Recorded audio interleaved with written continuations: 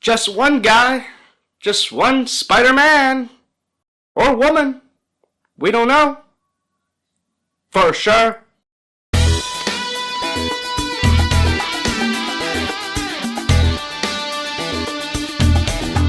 What's up, guys? Now, today we're talking about TASM 2, and I'm excited to talk about this one because this movie is highly underrated. Just like how Spider-Man 3, I think, gets overhated amongst the Tobey movies, I think this movie gets overhated just in general across all the Spider-Man movies. But I am a TASM 2 defender in the sense that, if you saw my review from TASM 1, I am a firm believer that TASM 2 is way better than TASM 1 on every level. I hate TASM 1. Sorry, spoiler alert on that. But TASM 2, I do enjoy. I like it every time I watch it to some degree. I think there are some major flaws that hold the movie back from being great. But I always have enjoyment out of the movie. I think the pros do outweigh the cons. But the cons are glaringly strong. And there are some things that are just holes and really do hold the movie back from being great. Now let's get into the pros.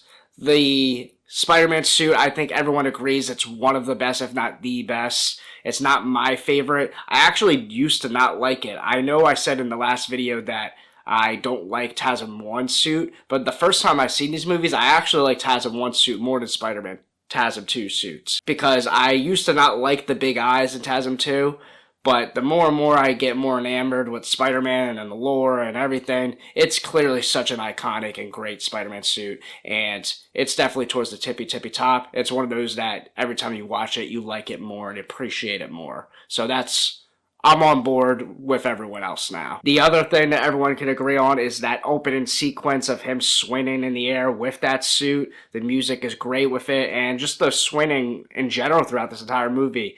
Him going up against Electro in Times Square is one of my favorite Spider-Man scenes in general. It's so cool the way that it's shot. His web shooter gets messed up, so he has to use just one web shooter as he has to save those people going up those Times Square steps. I don't know exactly what they're called, but you know what I'm talking about. And the web starts flying all over the place and he saves all of them. It's so beautifully shot. And, I mean, it's goated. It's great. I also think Electro is highly underrated. I think that, people hate that he's blue, and I get that in the comics he's not supposed to be, and that's why they kind of retcon that in No Way Home. But I thought the blue looks cool. I thought it was aesthetically pleasing, and it fits well for the movie. I like the powers of Electro. Yes, he's over the top. Yes, Jamie Foxx is playing a really bizarre character for the actor that Jamie Foxx is, but I think there's charm in it. I think it's actually kind of funny and amusing, and I have a great time with it. I think it's a good time. My theater experience for this movie was definitely better than TASM 1. Not fully, but it's not the movie's fault. I was sick when I saw TASM 2 in theaters. I had a sore throat. Literally, while it was happening, I developed it right before I went to the movie. So that wasn't ideal. But ignoring all that, you can tell that the crowd actually was a little bit more fans of this movie. How I said the Tobey movies had a roaring wave of fans. The TASM movies definitely didn't have nowhere the same at all, but like the Tobey movies had like people dressing up as Spider-Man and dressing up in all the different costumes. Like literally every single movie for the first three Tobey movies was an event.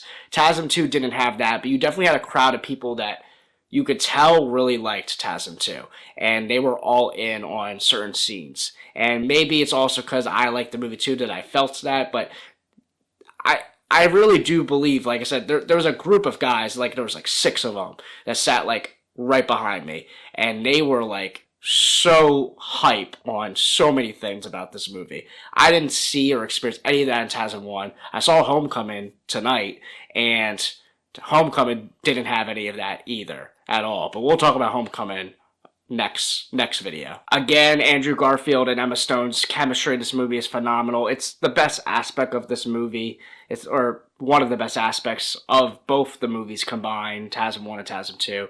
It's something I like to revisit just to see. I like rom-coms, I like that type of stuff, and I think they just have amazing, beautiful chemistry on screen together. I like, too, that you get to see more of Andrew Garfield's Spider-Man exploring through town, walking with a kid and helping him and beating up bullies and, doing everyday Spider-Man activities. He really feels like Spider-Man a lot more in this movie compared to the first movie. He feels like he's really coming into his own, and it's a shame that this movie ended here and we didn't build upon it. The flaws weren't as rushed or bad, because you do see that Andrew Garfield is such a great Spider-Man and he deserves a third movie. The biggest flaw in this movie is Harry Osborn.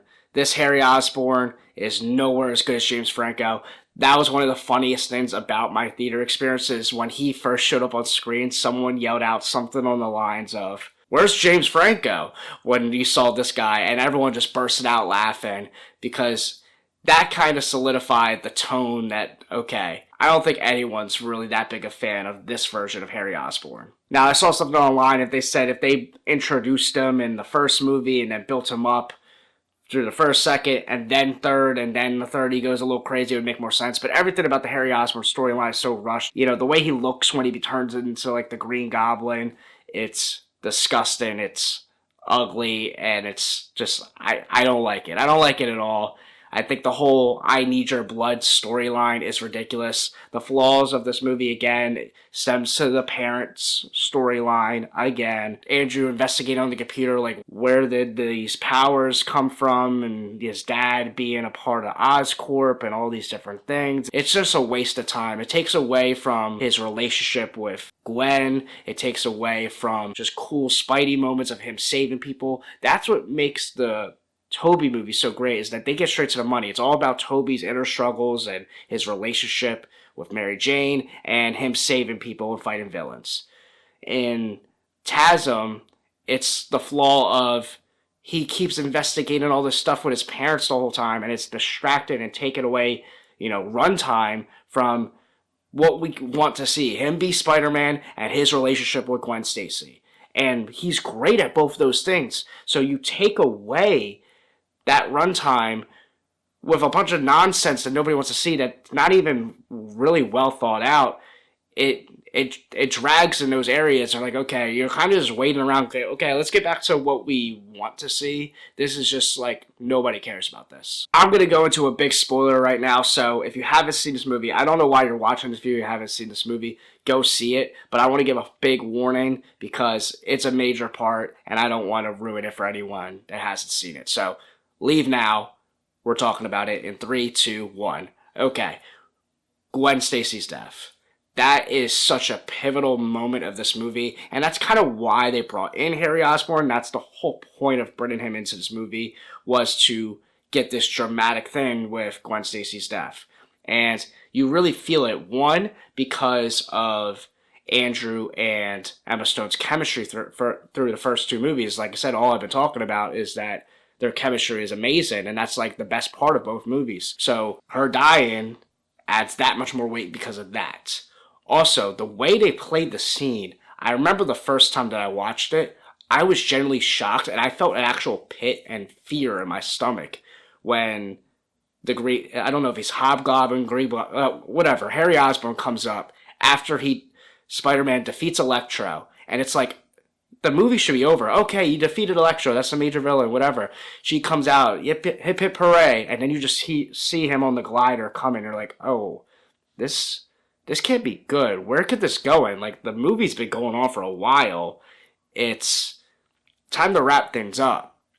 So you see him coming, and I don't know what it was. They, stopped playing music or what it was, but I felt it when you saw her reaction, his reactions, and how crazy the Green Goblin is. Even though I didn't like him or thought he looked ridiculous, you did feel like, oh, something bad's about to actually happen. Are they really about to do what I think they're about to do? And then he goes after him, and the way they play the scene of her on the clock tower, and they didn't rush it either. They really did everything in their power to show that Spider-Man tried his best to his ability to make sure that he, wheeled her up with his webs, but then, the clock tower and his foot's getting stuck and he's still fighting Green Goblin at the same time while his foot's getting stuck and there's all this weight and pressure and the obstacle of when she's falling and all the stuff coming down, like, it makes sense that it was hard for him to get to her. Because you could say, like, oh, Spider-Man could always find a way. Like, no, they really did show it in a way where it's like, oh, it's going to be really freaking hard for him to save her in this moment. And even with that, the beautiful web shot, like I said, the webbing in this movie, then, like, is so much better than all the movies, including even the Tobies. Like, the CGI is obviously a lot more improved by this point in 2014 compared to, 2004. But the way it's beautifully shot and, when she first starts falling and you just hear the gasp in her face and you see her face and everything stops, you knew she was about to die. Like, or you felt like she could die. Like, as she's going down, you're like, oh my gosh. Like, I remember, like, I watched this, I was like, no, there's no way they're at, like, she's actually gonna, like, is he not actually gonna save her? And he gets a hold of her with the web, which, like I said, that's such a, the fact that he got her with the web, you're thinking she's good, and she comes down and you see the body smack. But, like, it's quick, and in the way they shot it, you're like, you can kind of go, like, I'm not sure. Did he get her in time? Like, she's not reacting right now. Like, no, he caught her. She's not touching the ground. And they did it so quick to where you're like, and I'm speaking specifically the first time you watch it. You're like, she's good, right? No. And then he comes down, he's checking her, and she's not waking up. And Andrew Garfield just puts on a masterclass of acting. Andrew Garfield just puts on a performance of a lifetime, the way that he cries. And this is the thing about Andrew Garfield, and most people think this, that he is the best actor, like pure actor out of the three Spider-Man, which I can agree. I haven't seen a lot of his stuff or all of their stuff, but I see him in Social Network, and he's clearly a phenomenal actor. And, just what he does in this scene alone is, Oscar worthy in this exact moment. Okay, I'm gonna wrap it up. I don't want this video to be too long, so here's the TASM 2 poster. Pretty cool. Not exactly what I wanted. It's definitely still a good poster. I go into these movies, like, not knowing what the posters are going to be. I'm thinking they're going to be, like, the typical one you would look up. Now, maybe this is one, but this isn't one that I've fully seen. I was hoping for a different one, but it's still cool. And I think, if you're a TASM 2 fan, you still might like it. Alright, leave a comment down below. What do you think of TASM 2? Do you like this movie? Do you think it's underrated? Do you hate it? Are the cons outweighing the pros, or do the pros outweigh the cons? That's pretty much what it boils down to. This is a very controversial Spider-Man movie, which I do understand, but are you like me and you think the Spidey moments and the things that are cool about this movie outweigh it, and you're like, nah, it's a great time? Because to me, it is a pretty good time. Like, comment, subscribe. I'm out. Subscribe!